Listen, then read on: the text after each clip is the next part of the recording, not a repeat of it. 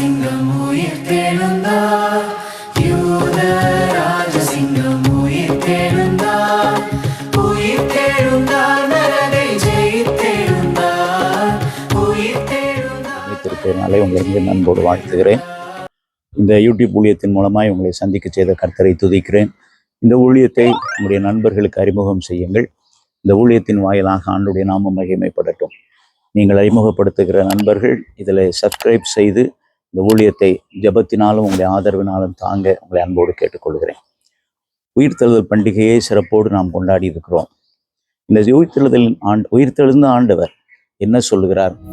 முதலாவது பெண்களை சந்தித்த உயிர்த்தெழுதல் ஆண்டவர் சமாதானம் உண்டாவதாக என்று அவர்களை வாழ்த்துகிறார். யோவான் நற்செய்தி நூல் 20ஆம் அதிகாரம் அவர் ஆண்டவராக இயேசு கிறிஸ்து மரியாளை சந்திக்கும் போது 21வது வசனத்தில் உங்களுக்கு சமாதானம் உண்டாவதாக என்று வாழ்த்துகிறார். உயிர்த்தெழுந்த ஆண்டவர் தருகிற முதல் செய்தி உங்களுக்கு சமாதானம் உண்டாவதாக. அருமையானவர்களை, இன்றைக்கு சமாதானத்தை தேடி உலகம் முழுவதும் பல்வேறு திட்டங்கள், பல்வேறு விதமான முயற்சிகள் எடுக்கப்படுகிறது. ஆனால் உண்மையான சமாதானம் என்பதை யாராலும் உருவாக்க முடியவே இல்லை. மனிதர்களுக்குள்ளே உறவுகேடுகள், சமுதாயங்களுக்குள்ளே உறவுகேடுகள், தேசத்திற்குள்ளே உறவுகேடுகள், இப்படிப்பட்ட உண்மை நிலையில்தான் நீங்களும் நானும் பயணப்பட்டு கொண்டிருக்கிறோம். ஆனால் உயிர்த்தெழுந்த ஆண்டவர் சொல்லுகிறார், உங்களுக்கு சமாதானம் உண்டாவதாக, நீங்கள் நிறை வாழ்வை பெற்றுக்கொள்ளுங்கள் என்று சொல்லுகிறார். சமாதானம் என்பதற்குரிய கிரேக்க சொல் ஐரீன். இதனுடைய சரியான அர்த்தம் நிறை வாழ்வு. நிறை வாழ்வை பெற்றுக்கொள்ளுங்கள். உயிர்த்தெழுந்த ஆண்டவருடைய சிறப்பு என்ன என்றால், இன்றும் அவர் நம்மோடு கூட வாழ்கிறார் என்பதுதான். இன்றும் நம்மோடு வாழ்கிற ஆண்டவர் வாழ்வின் நிறைவுக்கு நேராக நம்மை வழிநடத்த விரும்புகிறார். உயிர்த்தெழுந்த ஆண்டவரை ஏற்றுக்கொள்ளும் போது அல்லது புரிந்து கொள்ளும் போது, உயிர்த்தெழுந்த ஆண்டவரை அவர் எனக்காக உயிரோடு எழுந்தார் என்பதை நாம் அங்கீகரிக்கும் போது, ஏற்றுக்கொள்ளும் போது, நம்முடைய அனுபவமாக்கி கொள்ளும் போது, அவர் வாழ்வின் நிறைவுக்கு நேராக வழி நடத்துகிறார்.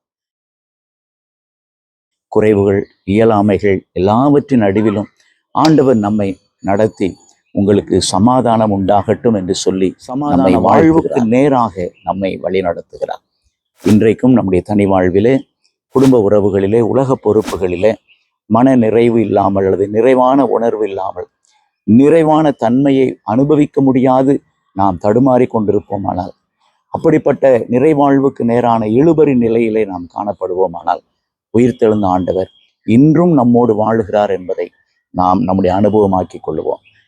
ஆண்டவரே, இயேசு கிறிஸ்துவே, நீர் எனக்காக உயிரோடு கூட எழுந்தீர். உயிரோடு எழுந்த உம்முடைய ஆற்றல் என்னை ஆட்கொள்ளட்டும் என்று அர்ப்பணிக்கும் போது, உயிரோடு எழுந்த ஆண்டவர் நம்மை சமாதானப்படுத்துகிறார். நமக்கு நிறை வாழ்வுக்கு நேராக நம்மை வழிநடத்துகிறார் என்பதை நாம் அறிந்து கொள்ள வேண்டும். உயிர்த்தெழுந்த ஆண்டவரை கொண்டாடின இந்த நாட்களிலே உயிர்த்தெழுந்த ஆண்டவர் வாக்கு பண்ணியிருக்கிற சமாதானம், நிறைவாழ்வு நம்முடைய தனி வாழ்விலும், குடும்பத்திலும், சமுதாயத்திலும் முழுமையாய் நிறைவேற ஆண்டவர் நமக்கு உதவி செய்வாராக, நம்மை பயன்படுத்துவாராக. ஆண்டவருடைய கிருபை நம் அனைவரோடும் இருப்பதாக. ஆமென்.